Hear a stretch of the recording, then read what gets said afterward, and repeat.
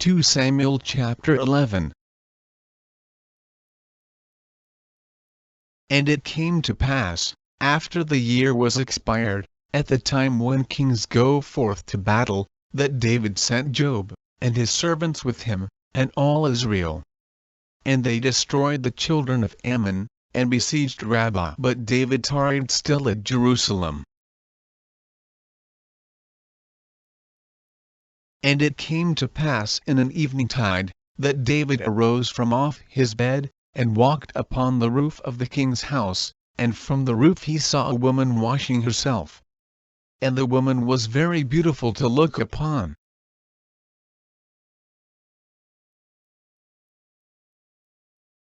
And David sent and inquired after the woman. And one said, Is not this Bathsheba, the daughter of Eliam, the wife of Uriah the Hittite? And David sent messengers, and took her. And she came in unto him, and he lay with her. For she was purified from her uncleanness, and she returned unto her house. And the woman conceived, and sent and told David, and said, I am with child. And David sent to Joab, saying, Send me Uriah the Hittite. And Joab sent Uriah to David. And when Uriah was come unto him, David demanded of him how Joab did, and how the people did, and how the war prospered.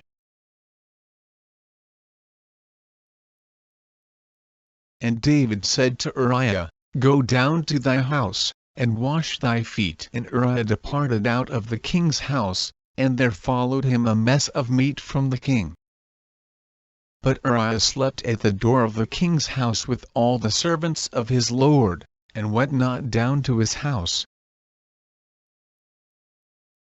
And when they had told David, saying, Uriah went not down unto his house, David said unto Uriah, Comest thou not from thy journey? Why then didst thou not go down unto thine house?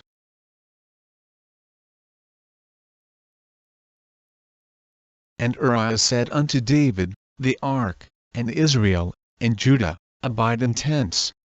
And my lord Joab, and the servants of my lord, are encamped in the open fields. Shall I then go into mine house, to eat and to drink, and to lie with my wife? As thou livest, and as thy soul liveth, I will not do this thing. And David said to Uriah, Tarry here today also, and tomorrow I will let thee depart. So Uriah abode in Jerusalem that day, and the morrow. And when David had called him, he did eat and drink before him. And he made him drunk, and at even he went out to lie on his bed with the servants of his lord, but went not down to his house. And it came to pass in the morning, that David wrote a letter to Joab, and sent it by the hand of Uriah. And he wrote in the letter, saying, Set ye Uriah in the forefront of the hottest battle, and retire ye from him, that he may be smitten, and die. And it came to pass, when Joab observed the city, that he assigned Uriah unto a place where he knew that valiant men were.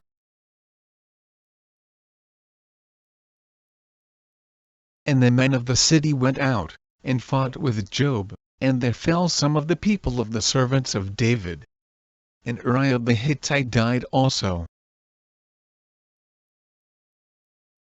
Then Joab sent and told David all the things concerning the war, and charged the messenger, saying, When thou hast made an end of telling the matters of the war unto the king, and if so be that the king's wrath arise, and he say unto thee, Wherefore approached ye so nigh unto the city when ye did fight? Knew ye not that they would shoot from the wall? Who smote Abimelech the son of Jerubbesheth? Did not a woman cast a piece of a millstone upon him from the wall, that he died in Thebez? Why went ye nigh the wall? Then say thou, Thy servant Uriah the Hittite is dead also. So the messenger went, and came and shewed David all that Joab had sent him for. And the messenger said unto David, Surely the men prevailed against us, and came out unto us into the field, and we were upon them even unto the entering of the gate. And the shooters shot from off the wall upon thy servants.